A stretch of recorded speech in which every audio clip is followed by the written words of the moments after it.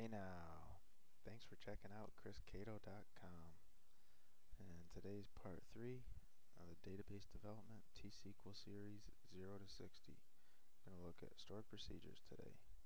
Again, this is your host Catto, and all this content can be found at tinyurl.com/tsql. Here's my Twitter and my homepage. At that tiny URL, it will take you to a blog post where you could see this long script over 500 lines where you could download the code and execute it yourself to help you learn better.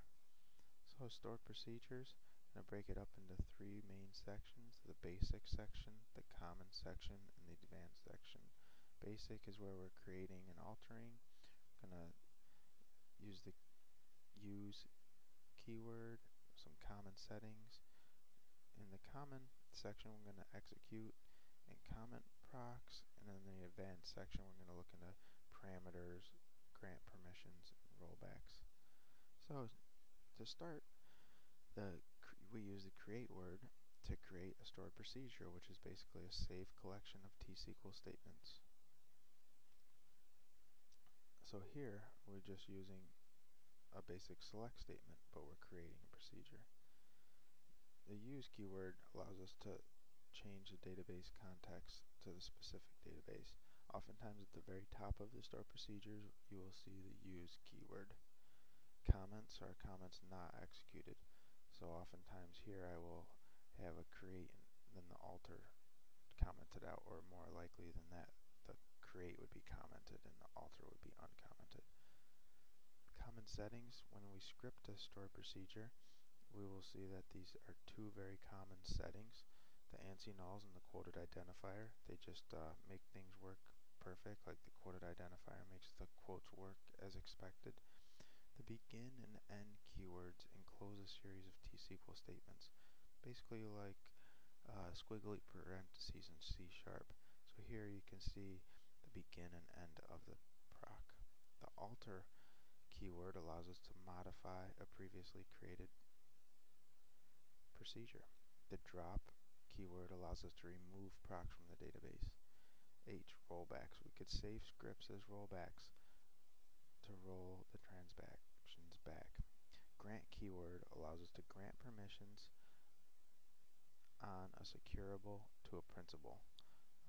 What I always think about when I think about grant, I always think grant permission on object to user. Execute allows us to execute a command string.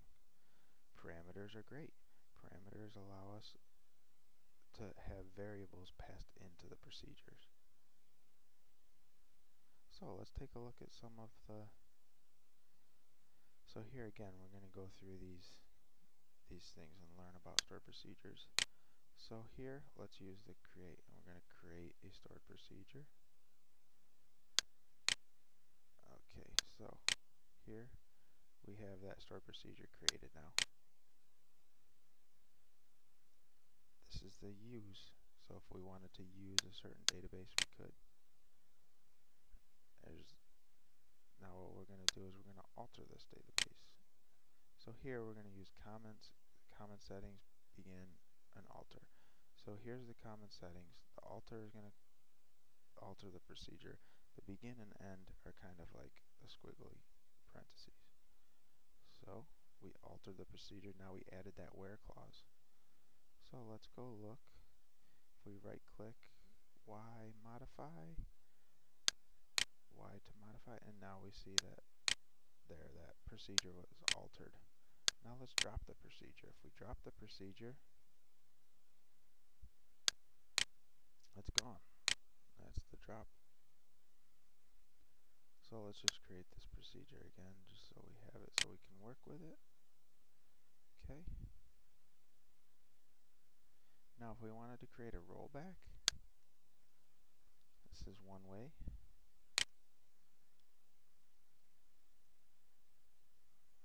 So here's a procedure, right click, Y. Now it's opening up a new window. So now here you see I created the rollback script. So that the new procedure, we uncommented the where clause, and we save that script in there. Just one way to create a rollback. See how we did that? So we altered the procedure, but we kept what we had before. Grant, what we could do is grant permission, which is execute on the object, which is our procedure, to the new user. Okay. Here we could execute the procedure. Okay, so that was basically the procedure was selecting from the users table only the username. So if we take a look at that table,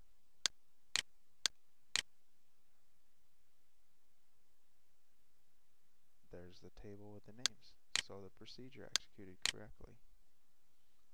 Okay, now let's go to part K, which is parameters. We're going to create this procedure, execute this statement.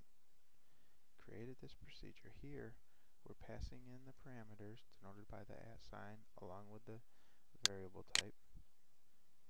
We're just declaring a couple variables, setting the date, and we're going to insert into the users, and we're going to insert into the membership table.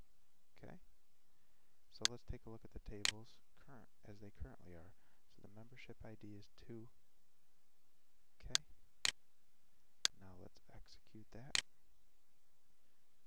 Now this is a great example of executing with parameters.